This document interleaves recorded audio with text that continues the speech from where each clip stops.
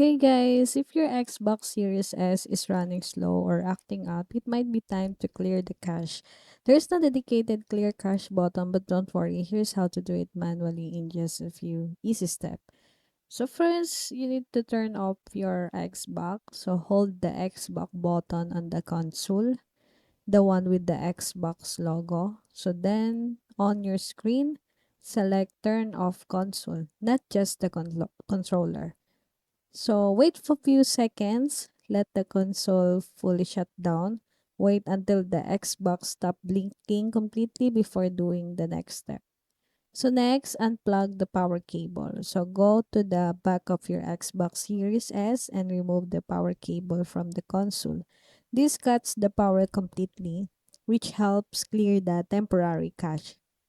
So next, hold the X button while the console is unplugged. Press and hold the Xbox power button on the front of the console for about 10 seconds. This drains any remaining power from the system. So plug it back after and power it on.